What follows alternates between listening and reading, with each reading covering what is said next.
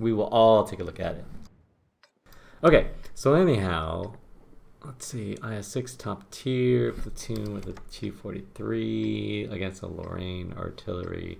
I would still play through this one line and a heavy. I don't like playing through the east on this map, as as I sort of noted earlier tonight. It comes with all sorts of disadvantages of trying to push through that area, and it's not like super key. It doesn't project onto the lot of the rest of the map very well.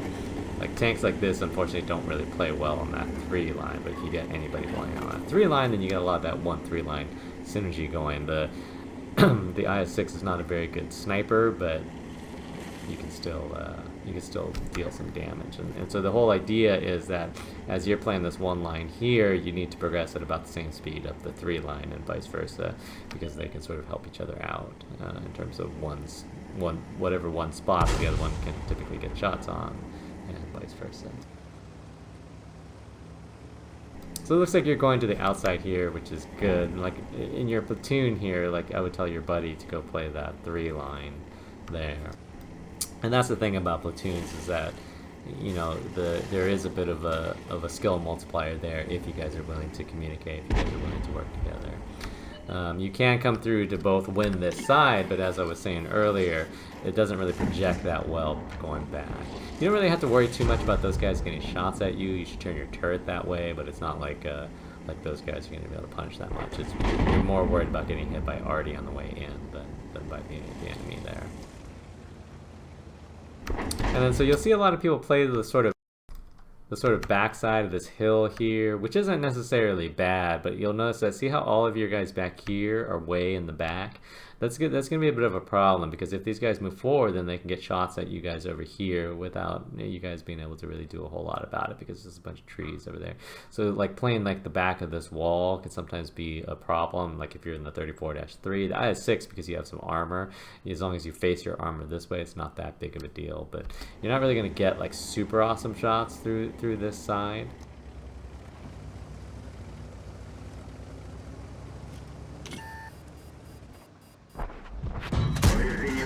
Man. And then so as I was noting, playing this side isn't necessarily bad. They don't really have a whole lot that can compete against you here. The problem is, as I was saying, is that these guys are so far back, they're not going to really be able to deal any damage to these guys out here. Like in that game that we had earlier tonight, just by playing through this ditch right here, I was able to get a lot of damage through here on anything that was lit.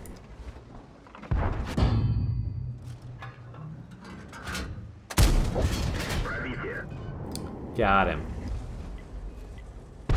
But you gotta work with what you have, right? So you've got a bunch of guys on this side, so you need to try to keep like your buddy alive on this side as well. So pushing forward here is fine. It's not that big of a deal, especially if you guys communicate. I'd actually worry a little bit less about the Cromwell. See how this guy's pushing your guy over here? Like the Cromwell's really not going to be able to do a lot to you, but this guy can still damage your buddy. So he's basically 2-shot for you guys now. So it's one of those things where you need to prioritize your enemy a little bit better, because that Cromwell's just kind of boned. Oh shoot! Help your friend. What kind of friend is you? Ignore the M6, shoot the heavy tank, there you go. Good job. And then, so this rock right here is not actually very good. It's actually better to be on the back side here, because it allows you a couple of things. You can cover through this side still, but you can also cover by getting shots through this middle. You're also slightly less vulnerable to artillery.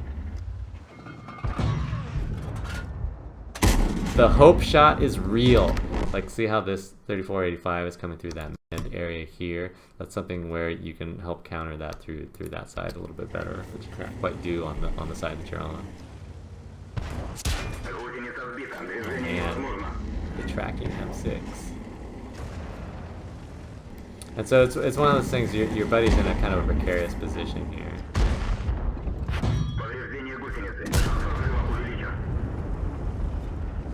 Which he really shouldn't be, but you guys aren't really dealing any damage from that other side, which is a sort of major limitation.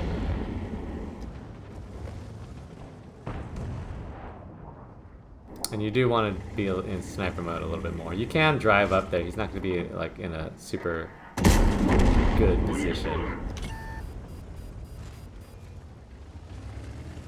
You don't necessarily need to go back. You need to be careful if you're not going to drop spot, because you can get shot leaving that position through that door by their campers in the back here. Your campers are still over here. Those guys are going to struggle to deal damage. You can get damage on these guys as they come back through that other side, but I wouldn't actually worry about that too much. Like you're actually, because your friend is one shot here, so he's not going to be able to do a whole lot. So one of the things that happens a lot in pub games, and to a lesser extent in organized play for teams that aren't that good, is that there's a sort of overcompensation when you lose one side, and that basically what will happen is that everybody will leave, right? And that basically allows the weak side flank to come up behind you and become a significant problem. So like what I would do in this situation, like let's say this was organized play and all of these players were communicating, like you as a full health IS-6 would basically be in charge of not allowing them to re-secure this flank, at least, you know, without putting up a serious fight. And that would allow the 34-3 to come to the back because he's one shot. And so the 34-3 is not super good at sniping, but you need to try to preserve him. You don't want him to be the one to hold that edge. Of course, this is a pub match and these guys aren't going to be very good, so you need to sort of do everything for them. You need to win both flanks and capture and reset. That's sort of the way that pubs work.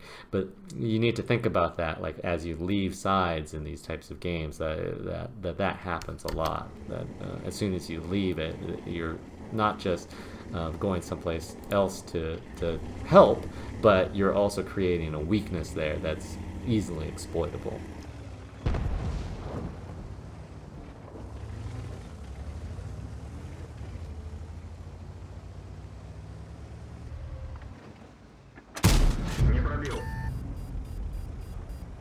I am just as much of a fan of hope shots as the next guy, but that would.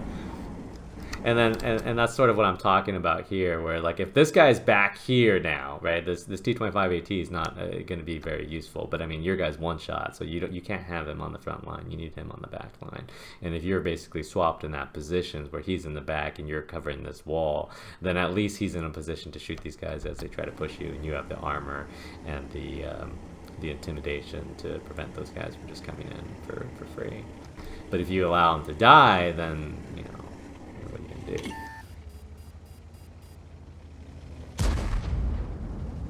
And so you need to be careful coming up through this area. As I was saying, what you want to be able to do is be essentially in that position where he's at, where you're playing this wall with your armor facing this way, because your guys are pretty far back here, so they're not going to be able to get shots. And you also need to tell your guy to fall back as well. There's not a whole lot of reason to counter push here. Again, you're more worried about your guy dying than anything else.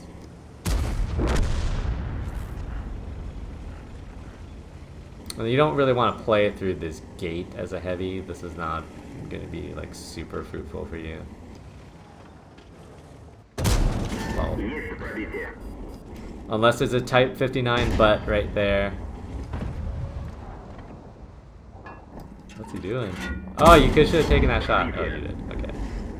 You definitely, like, whenever you see engine deck, you know, the top of the tank, just take that shot. Same thing with the bottom of the tank. Take that shot. That was actually really fruitful. I mean, I don't know why the Type 59 was there, but okay. And again, it's sort of the same situation where right now you should still be on this side, preventing them from counter pushing, right, and preventing them from counter pushing the 1 and the 3. But this guy should be like back here shooting this way right now, so you need to like allocate a little bit better. And then pushing through this empty space right here is not so good because they can shoot you from the back, and the area that you're going to isn't actually going to be that useful. Lol.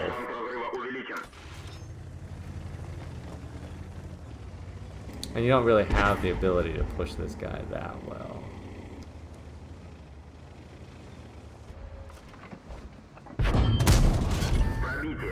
I wouldn't have shot the STRV first. I would have shot the FCM. The STRV is always going to have a more limited profile or a limited effect. Oh no! Shoot the FCM! Whenever you see somebody running away like that STRV is not really going to be able to run away from you, but that FCM, like, you're going to lose that window. This STRV is still going to be here. They're kind of like campers. You don't have to worry about, like, really dealing with campers really quickly, because campers going to camp, and they'll be there when you're ready to deal with them. What you want to be able to deal with is those guys that are more mobile while you have the opportunity to. And at this point, you might as well just try to push this guy, because you don't really have a whole lot of opportunity. Playing through this ditch is not really a super awesome thing. These campers that are back here are not gonna do that well. So you can just try to get through here as quickly as possible. Your artillery has helped you out a lot. You should actually, like, turn around and just go straight back. There's no reason for you to try to fight this guy in this type of situation.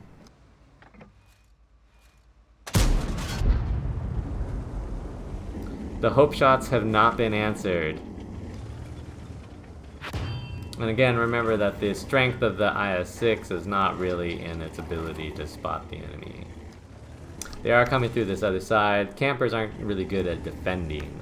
Despite the fact that they sit in the back a lot, they're not actually very good at dealing damage from back there.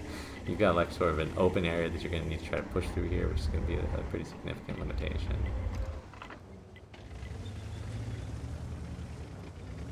And so that's what I was saying. You were better off going back through this area over here and dealing with these guys as they came across here. You don't have to really worry about protecting your buddy anymore at this point.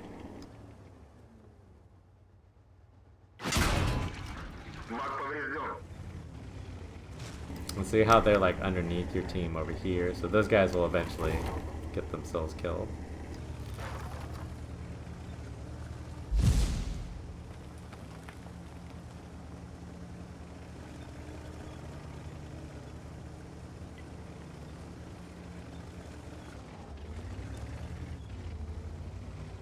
So you need to find a way to deal with those guys over there. And again, I'd still probably go back through that side right here. This side is going to be more vulnerable.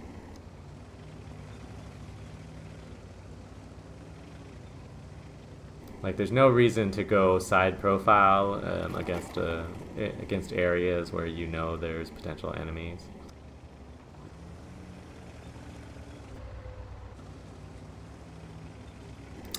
How fortuitous. He'll drive into your reticle as he gets further away. Oh, the misses are real.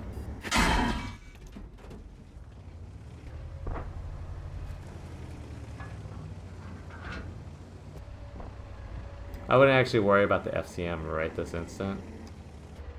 I mean, if you get a shot on him, obviously you're more worried about things like that.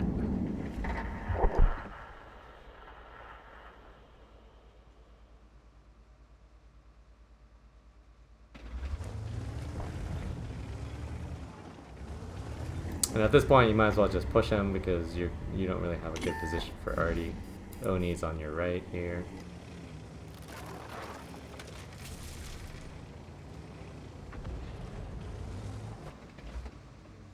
You might as well just try to push them.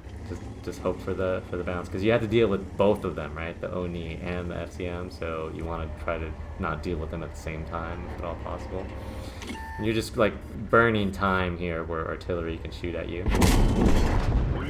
Right. So if you just do that outright instead of try to keep doing all that wriggling and whatnot, that'd be a lot better for you. So now you have a window where the Lorraine can't shoot at you, but you are still going to need to hope that this Oni is not that good. So you need to just push him at this point. Just push him. Just push him. And you want to just get close to him as quickly as possible. The Jackson's on your rear.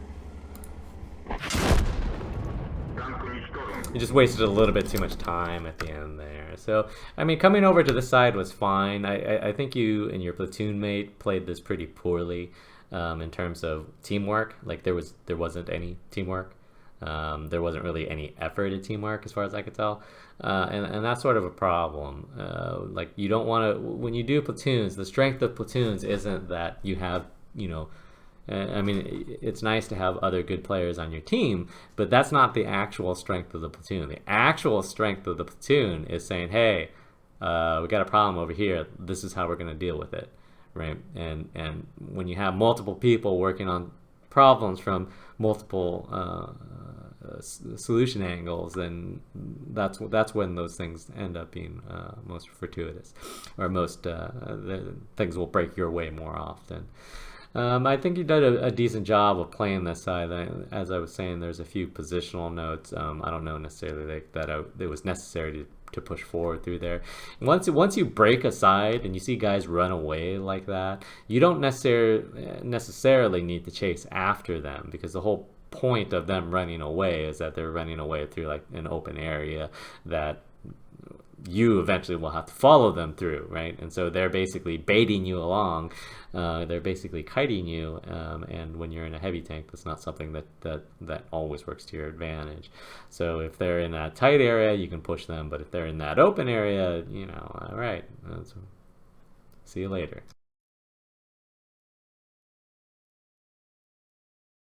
Sorry, I had to sneeze. But yeah, I mean, I think you guys did reasonably well over here. You knew that team wasn't going to be very good. You sent not a lot of your team to the east, but you had a lot of campers in the back.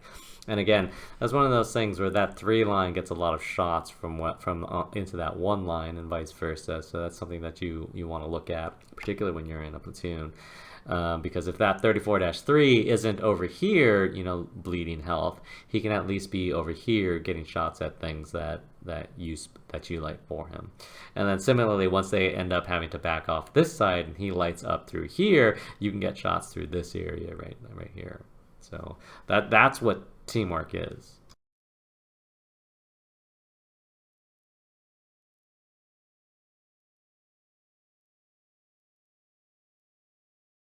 All right, so let's take a quick look at the stats. You guys did pretty well. Neither team dispersed like super awesome, but still got to make do. You probably could have won. It was just a matter. I mean, there's 2 ways that you could have won. One, if you had actually, like, you know, had more synergy with your teammate. That's one way. Just simply keeping him alive would have given you a chance. But 2 is, you know, the decisions in terms of, you know, how to play the advantages of your tank. And specifically, as I was noting, you know, the advantage of a heavy tank is not chasing after a much faster tank through an open field. Like, that is not good for you. You want to fight them in a phone booth sort of thing. So yeah, just keep that in mind. Otherwise, I mean, I felt like you played the tank itself reasonably well.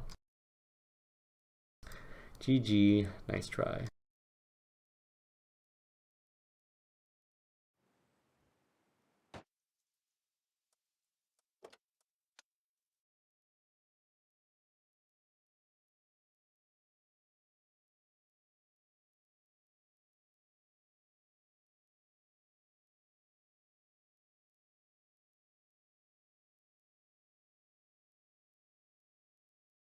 So Noodle Pal asked, if you fire through an opaque standing tree, does that give the same camo value as one that is knocked over? I think it is the same camo value, but remember that it's not a very good camo value. I don't remember the numbers, but I remember hearing not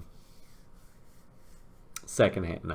What am I looking for? Like, well, old wives' tales, that it's like, you know, a quarter of what an actual bush would be or something like that. But I mean, you can use trees as what's it called, intervening bush camo. So as long as you're far enough back from the tree, you can basically fire through the brush, and you know, unless there's a hole in the texture, you're good for not being lit. And so you'll see me do that sometimes in the stream, where I'm, you know, if I'm at a higher elevation and I'm shooting through some trees, I'll back up, or, you know, move forward a little bit so that the tree covers my opponent, so that I can, you know, fire and have the opportunity to not get lit.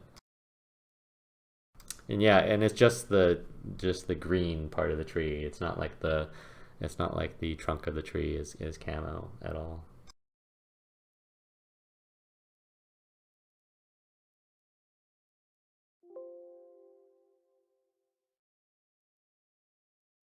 Alright, so we'll look at Azwing's Type 64 game. Ooh, also on Redshire. I like light tank play, but it always makes me sad to see light tank players. Let us see.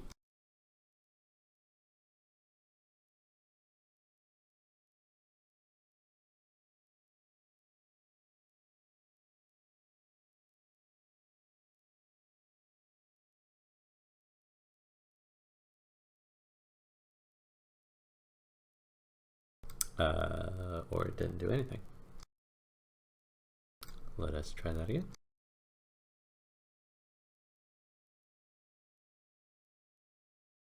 There we go, that's something.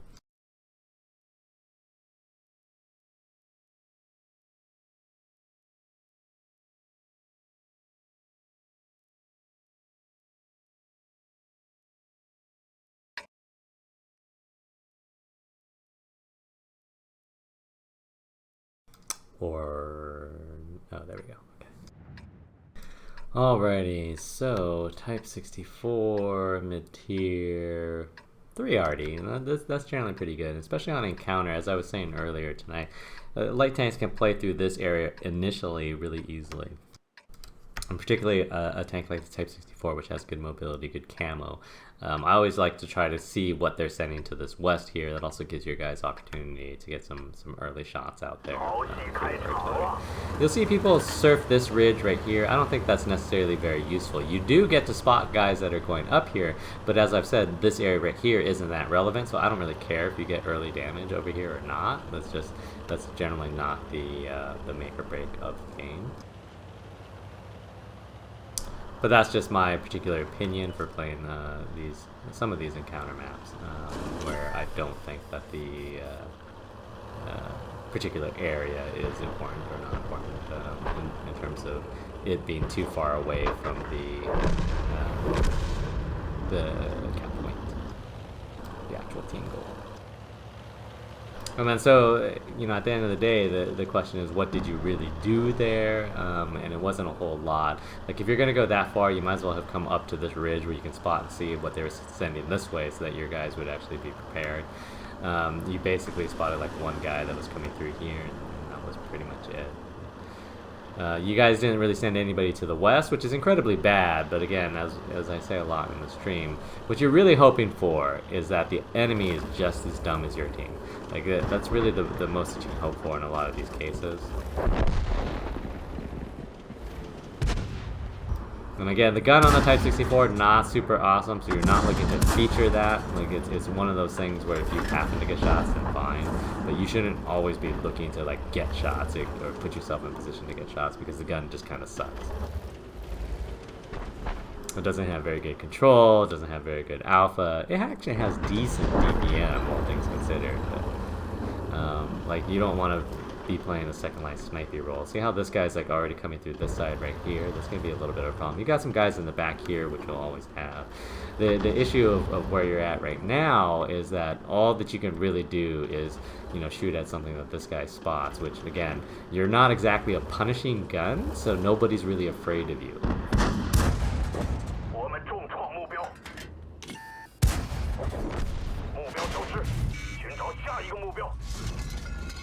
So, like, yes, you killed the 25, but I don't really feel like that was worth it.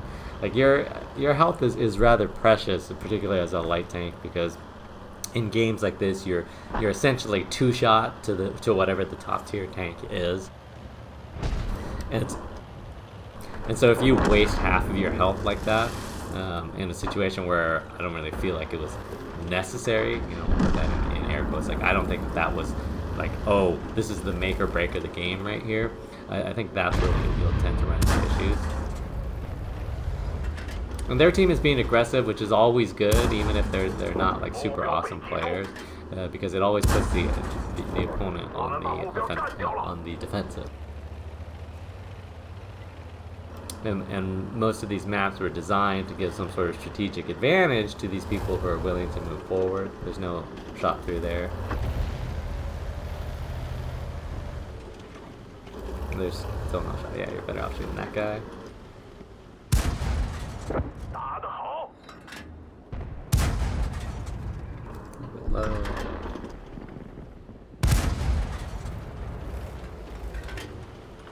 And again, so you know, we talked about this in the last game. The thing about them pushing up the one line right here is that this 1-3 has synergy. This area where you're at right now does not actually shoot very well back this way. They have a lot of advantages to shoot through here. The souffle is not in the right place to do so, but if he's like up here on this one line, he can basically shoot over here, and you guys will really have a difficulty for trying to counter that because there's nowhere really for you to hide, which is why you generally don't play this. This is just a remnant in players from the old Redshire, which was significantly different than this particular one. There's not going to be anything that you can really do to save that guy, so. Oh man, the souffle is making a run for it. Oh, the souffle is making a successful run for it. Look at that guy go.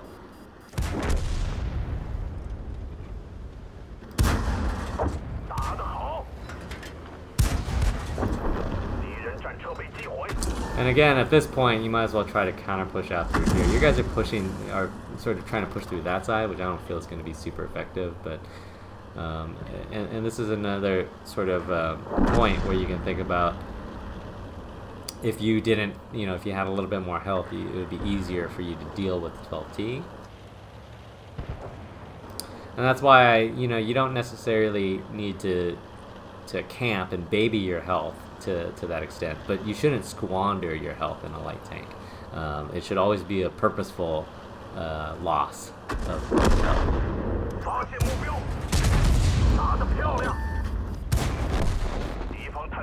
And I would actually hug that building there rather than try to drive away. I know the artillery missed, but you're going to be much safer over there than you are over here. And then you can actually counter through this side over here, through this southwest, because their tanks are both on that eastern corridor, and we already know where the LTG is. So you're better off whenever your enemy gives you map control. You're always better off. Well, not always. You're usually better off playing through those areas that they abandon or that they leave as weak sides, particularly as lights and medium tanks, because you're going to end up getting shots into the sides and rears of tanks that you wouldn't otherwise. So I'm not entirely sure what you think you're doing now. And again, this is one of those things where it's just simple math, and to an extent, the XVM is useful for that, because XVM is telling you right now that these two guys are lit, right? The LTG is lit, the M6 is lit, and you know that the IS was last found here, so you know where all their guys are, and so that means that there's a big gaping open spot over on this side that you can fill, and there's nobody that's going to come through this side where you're going to have to like driving through this middle area that you're going to have to spot. See how these guys are coming through here? That's something that you need to think about, but again, so we talk about this a lot in terms of Redshire and how this is easy to play, especially for heavy tanks trying to push through an open area. You basically wait till they get through there. You can spot them over here. You guys can get shots at them from over here or up here. You already get shots at them as they cross. It's very difficult for them to push through there. I generally like sitting in one of these bushes over here, particularly if the opponent doesn't have very good counter scouting. And again, being in the bush isn't necessarily as helpful as being behind the bush, so that's something that you need to keep in mind.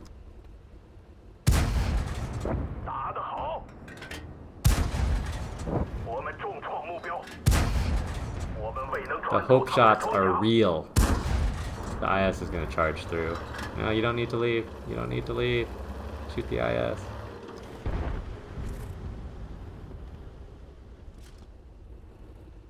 And then now you can just be patient, right? Because this guy will come through. You're already actually left. And this is what we were saying about Redshire in general, is that fighting over here might be entertaining, but then you have to push through this open area, or you don't have to, but a lot of teams will try to push through this open area, and that's where they'll end up dying. And then there's a bit of a weak side here now, right, on this back west side where your guys are at. So that's something to keep in mind. So they're falling back off that side, so that's something to keep an eye on. But their LTG's position is currently unknown. So they're pushing your Hellcat, but I wouldn't actually worry too much about that. I would worry more about these, like this guy, particularly the M6, because the M6 is going to be climbing right here. IS is good too.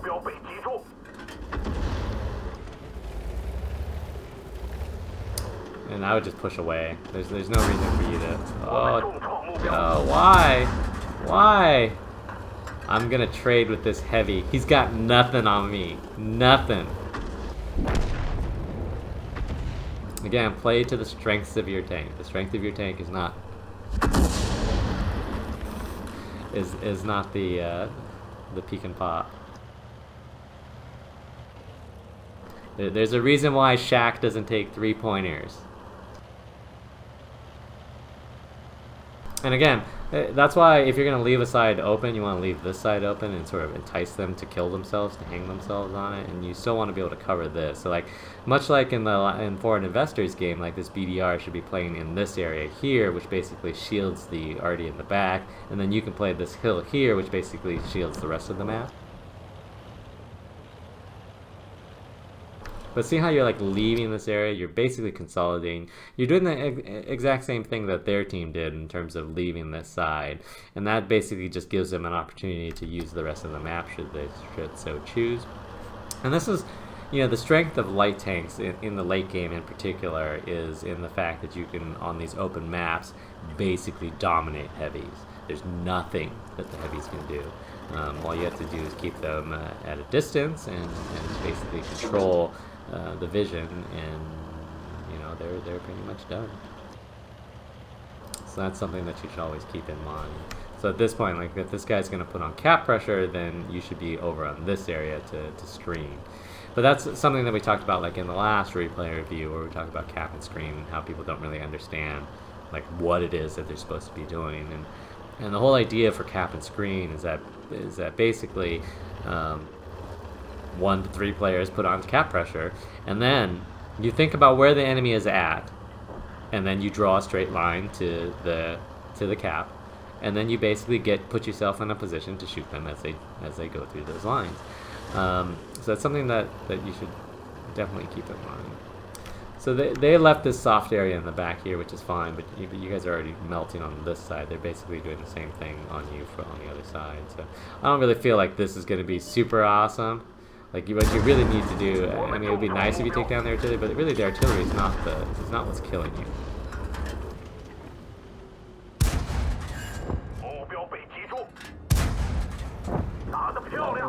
Look at that alpha. At least you hit them all 3 times. I mean, that's a thing. But again, like you really needed to be like in this middle area to counter their guys, because they're basically doing the same thing as you. They're just doing a better job of it in terms of spotting your guys and bombing them from a distance. And as I was saying, like I'm never really that worried about artillery and a light tank, because I mean, them hitting you will be a minor miracle, unless you're like stopped, which you really shouldn't be.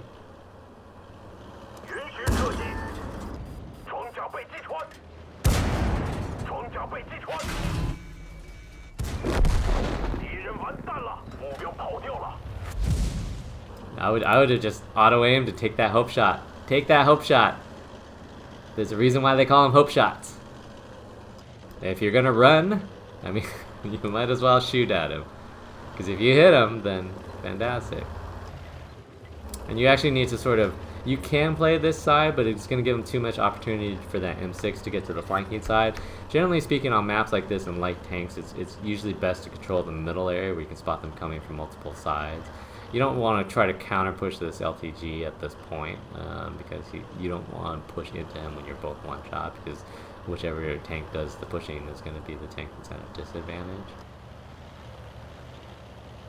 And again, so even against light tanks, you don't necessarily want to be at close range unless you have some sort of significant health advantage.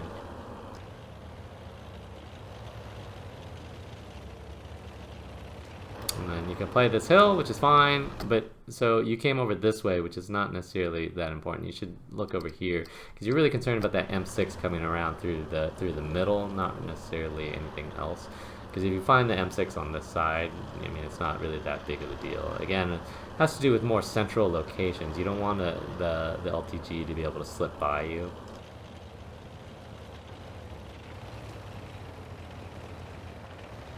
And again, you're not worried about indirect fire, so you can play surf the ridges a little bit more than you are. You don't need to necessarily just peek. Just do surfing and you'll be fine. So that's probably the M6 that's come through the middle now. And then you can tackle all the way around if you want. You can actually spot through lanes of this through these bushes over here. But a lot of it depends on where they're at, which sort of shelf they're at. You don't want to close the gap. Closing the gap is not a good thing for you, particularly when you have low health. Like you can tell that you're not really sure where to go. You basically will go. You can start in these bushes back here, and you can basically see if they're in this shelf right here. And then if they're not, you can basically come back a little bit, come through this side, and then you can see into this shelf, into the sort of east half of this shelf here. And then if they're not there, then by default, guess where they are? Someplace else.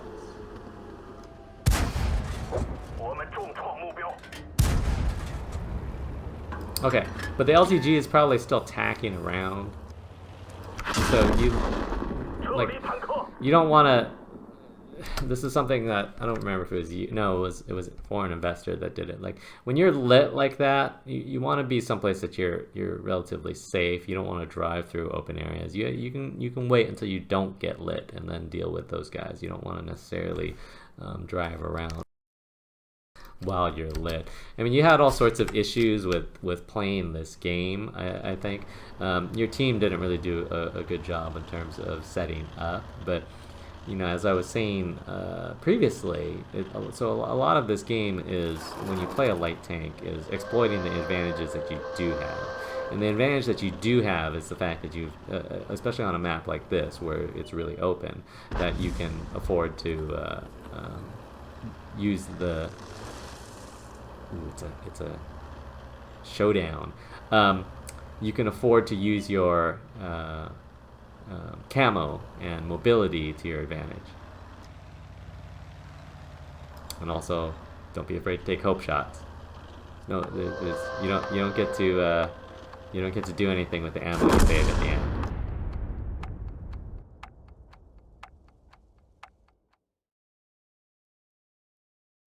Alrighty, so let's take a look at the stats.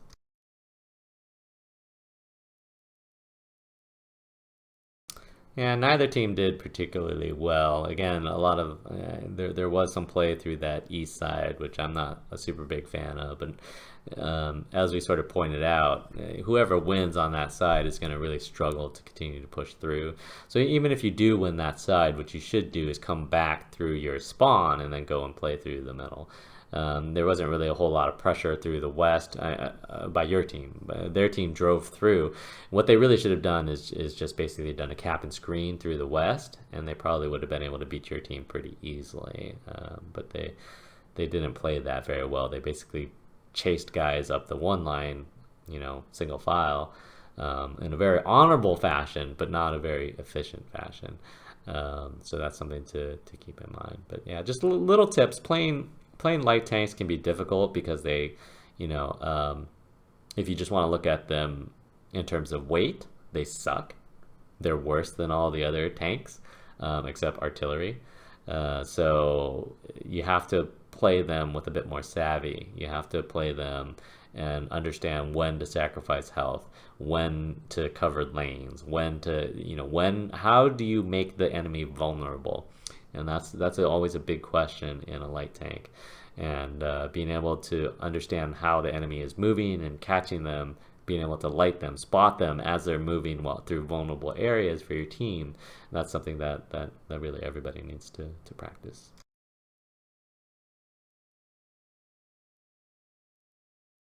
But GG. Nice try. All right, so we'll take a quick break here, then we'll